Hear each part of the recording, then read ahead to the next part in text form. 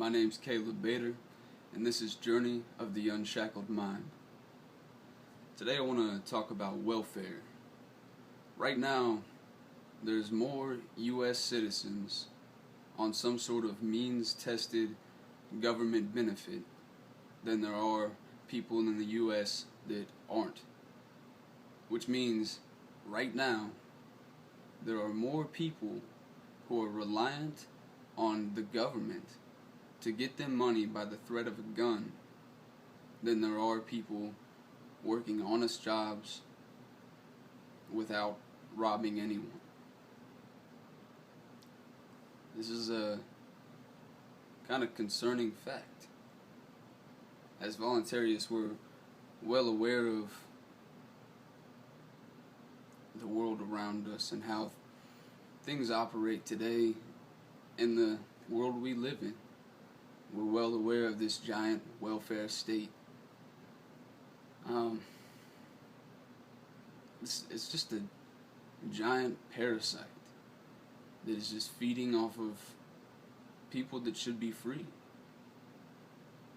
It's a tool of the state to get people dependent on the state, to get them hooked, to get them addicted to the state and the benefits that it offers by the threat of a gun.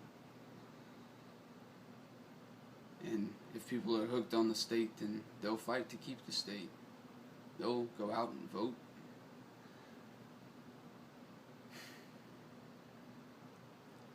But it's also sad because these are real situations.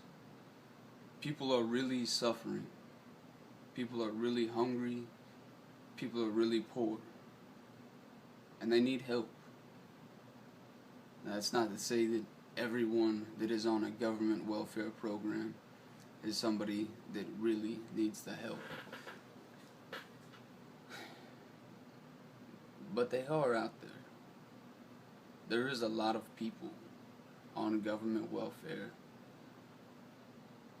that really need the help. And the state stole that job from the free-thinking individual. I think it's time we take it back.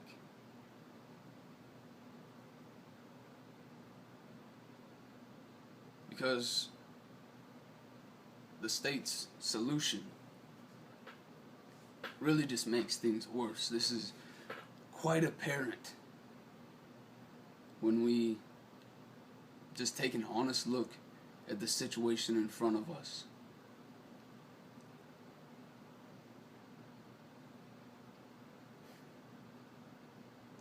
What we see is an entire society where over half of the population are dependent on the state, that are dependent on violent aggression to live.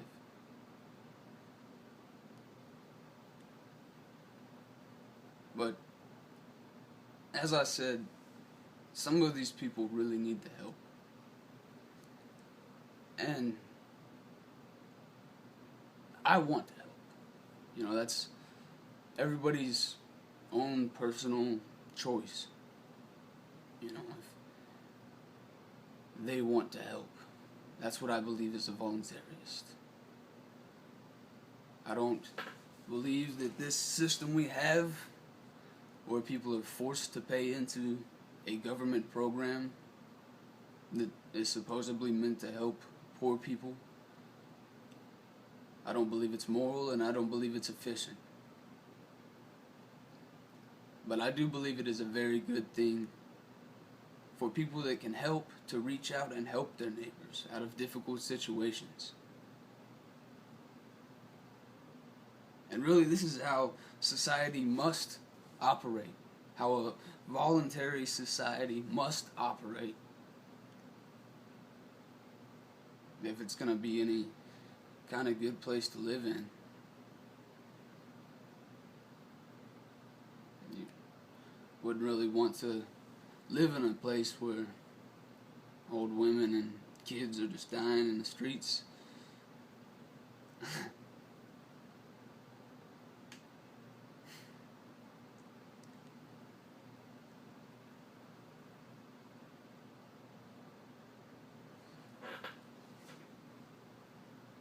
There's something that feels really good about helping people.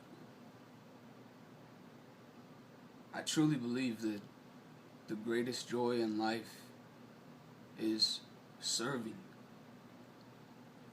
You know, I serve my wife.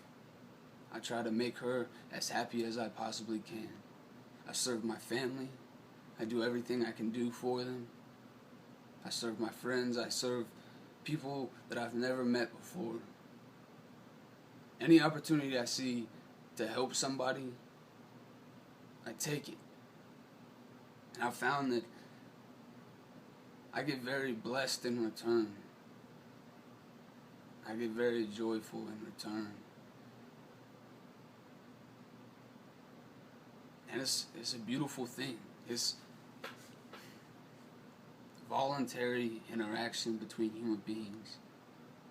It's love for your neighbor. And it's just the way things should be. Now, I'm not trying to impose this belief on anyone. And that's really about as far as I'm going to delve into philosophy in this segment. But it's a good thing to get out there and help people. And it's how we can show that we don't need the state. You know, it's all well and good to get online and type back and forth about how things should be and how things should work in a voluntary society. But if we're not actually getting out there and implementing those ideas, putting our thoughts to action, putting our beliefs to action, I don't really believe we're going to get too far. So if we don't want a welfare state, we need to prove that we don't need a welfare state. And that takes regular people, free-thinking individuals, stepping up to the plate to help their neighbor. And so today I want to get into an interview that I did with my brother. He's a gardener. He's been teaching me a lot. And it's very interesting. I want to show how gardening can help to form a voluntary society. It can be instrumental in many aspects. And one of those aspects that I'd like to focus on today is eliminating the welfare state and proving that a welfare state is unnecessary. And this interview, we're both getting used to being in front of the camera. So take it easy on us. There's a few mistakes. You know, we realize that the plural form of fungus is fungi, and I know the difference between subsistence and substance. Bear with us, but hopefully we can give you some good knowledge that you can go and implement in your own life. So here's the clip, and thank you. I'm here with my brother today to discuss gardening and how it's important and pertinent to voluntarism. One of the ways that it's significant when considering it as a voluntarist is the welfare state. You know, currently there's 12,800,000 people, round about that many people on welfare, and there's over 46 million people on food stamps. Currently there is more people receiving government benefits than there are not receiving government benefits in the U.S. So one important way that gardening can work in a voluntary society is that we can help the community and we can give surplus of food to our neighbors um, voluntarily without force or theft or government coercion. We can work together as communities to help poor people and feed hungry people. This isn't something that we need the state for. This is something that we can do peacefully. So, this is my brother, and we're just going to talk about things you can do for a community garden. It's really not. It's a manageable thing. It's something that you can do with limited resources and limited time, and you just work with what you have. So, Josh, you want to talk about how you can work with what you have? Um, that's exactly what you should start with. Just start with what works for you. Uh, it, People want to just jump in there and they overload with so many things. I do it myself, but a lot of times the best thing to do is to use what you have and use what works in that area. If you have a small space, maybe in an urban community, you might just have to figure out a system that works for that small space. You know, And there's a whole lot of things you can do to maximize your space in an urban environment or just a living situation where you don't have a whole lot of space. There's a lot that you can do there. We're not going to talk about it too much today, but just go online and research, and there's plenty of information out there that will teach you how to maximize your space in a small living space and how you can still have a pretty decent sized garden with good yields. But like I said, we're not going to get into that too deep today. But another thing you can do as far as community gardens go, if you have limited space, is what's referred to as guerrilla gardening. You want to talk a little bit about that? What's guerrilla gardening? guerrilla gardening is basically just using public land for community gardens. Um, One way you could do that is you have an easement in front of your house. It's probably 5, 10, 15 feet of your property. We're on one of those right now. That the government says you have to you have to maintain, you have to keep it a certain way, but what you can do is you can just plant. Just go out and plant in alleys, in the park. It might be a tree, it might be a bush, it might be a tomato plant just right in your front yard. But that is a voluntary way that you can help your community. Yeah, so you take advantage of that state property or that public property that we're forced to pay for anyway, and that we're forced to maintain and upkeep. And you just utilize that to have a little secret garden. You know, it's kind of fun to just go out and kind of sneak around, and it's kind of just a little way to fight the power or whatever.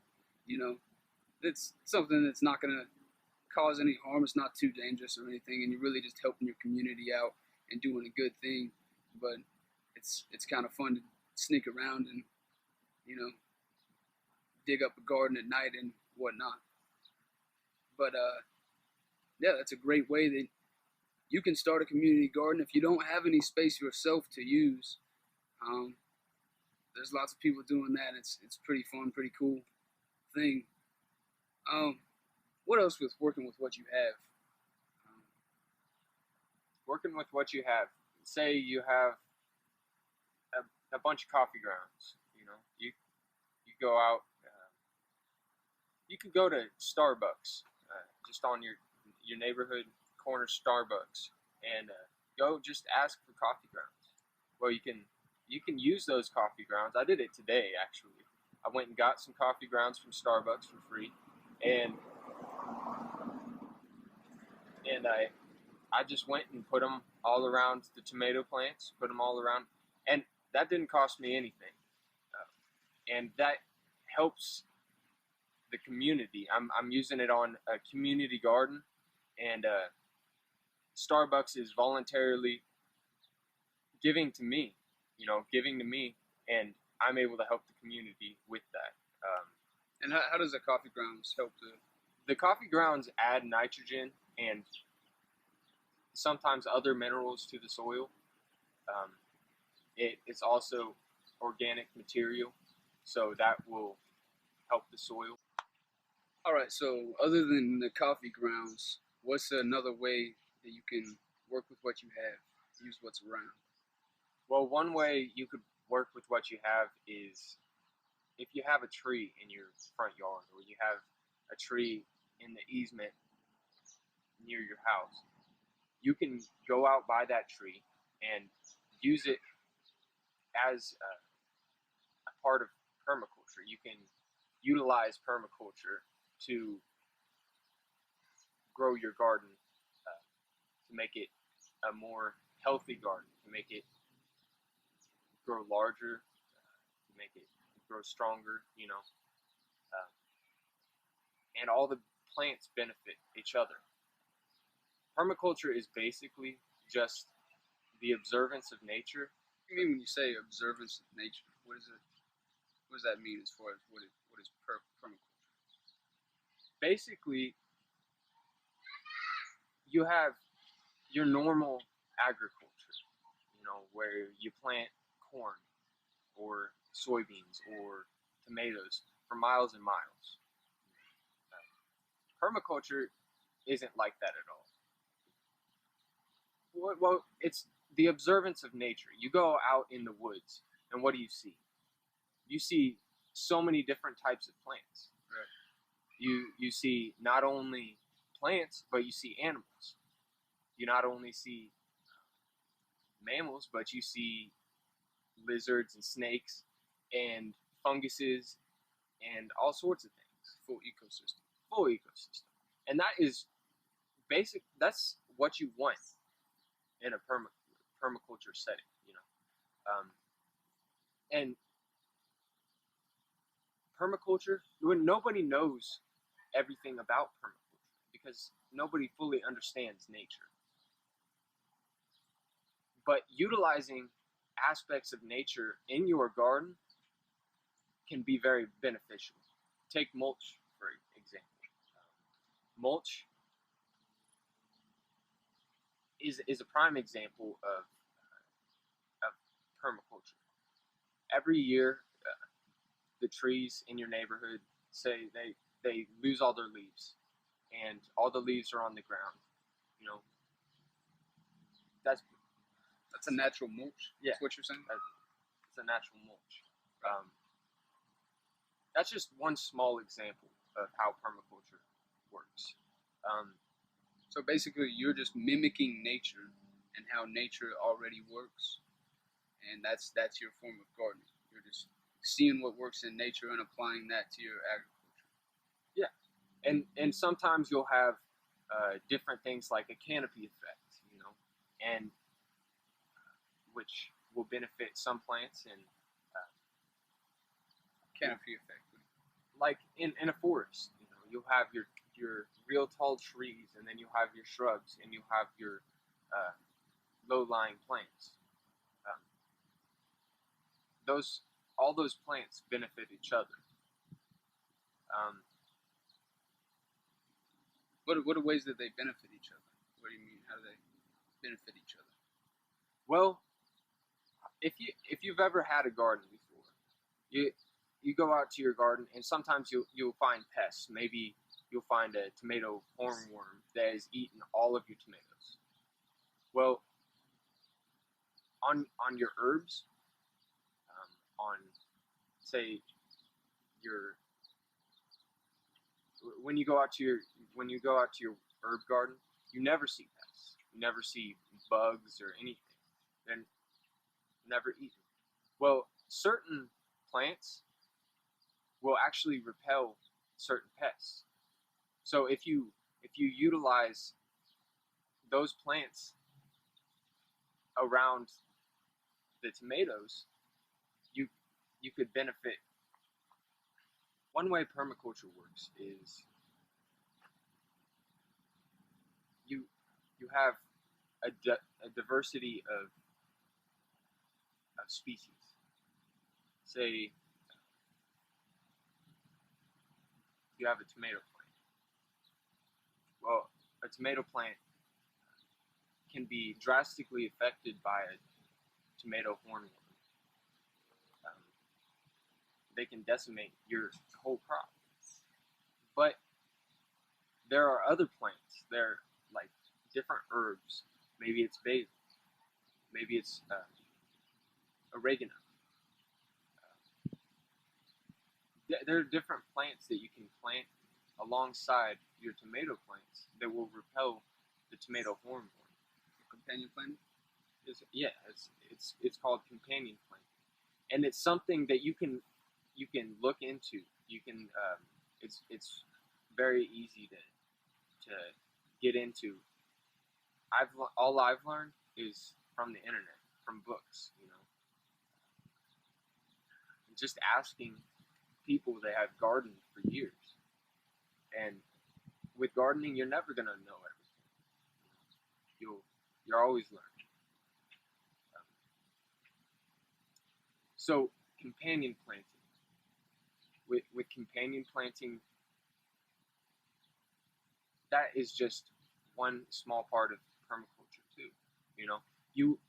I talked about how you can have diversity not just in plants, but in animals, in funguses, and other things like that.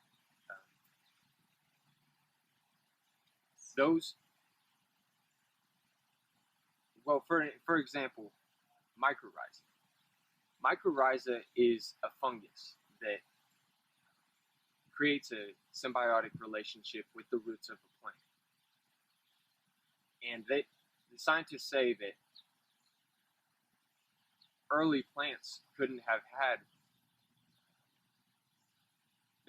taken root without those funguses, the mycorrhiza, those simple organisms. Well, mycorrhiza can be very beneficial to your garden. And it's actually something that is very easy to collect. You just get it from plants. And that we'll be showing you later on what. Yeah, that's why we're out here by this tree. We're going to show you how to collect a little mycorrhiza for your gardens. You just heard us talking about mycorrhiza. What mycorrhiza is a fungus that creates a symbiotic relationship with the roots of a plant to aid that plant in growth, and the plant aid the mycorrhiza in growth. This is rice inside of pantyhose. The rice is a starch, just like the roots of a plant are starchy, and the pantyhose provides just a sac that the fungus can get in. And we flagged it off here. And how you collect mycorrhiza is just from the roots of a plant. So we have an oak tree right here. It's not a very old oak tree, probably 10 years old or so, but I've gotten good results from this before. And it's better to use the older ones, right? Yeah, the older, healthier trees will yield better results, So what you do is you find a tree. It could be a young tree. Better to be old, but something local. The local mycorrhiza work best with the plants, because there are many different types of mycorrhiza, a lot of different species. But what you do is you go up about a foot away from the tree and you dig a hole about 10 inches deep.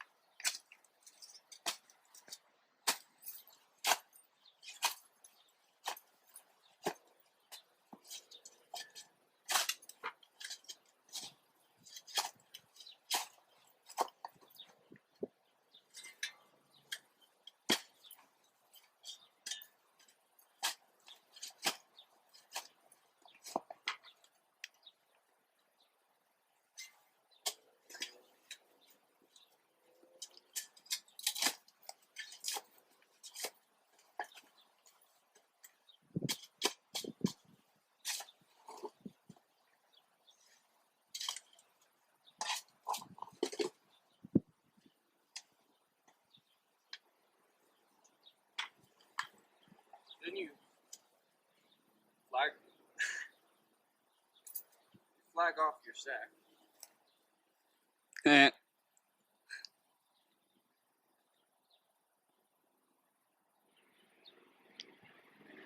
you plant it.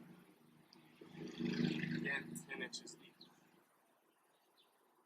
And you fill it back in.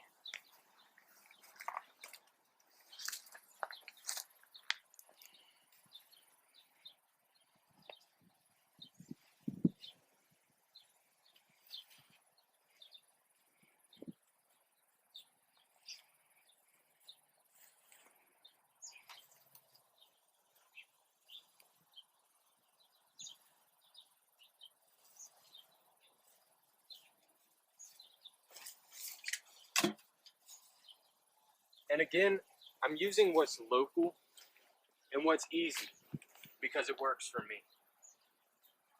Well, a month from now, we'll come back, we'll dig this up, and you'll see the results from our test.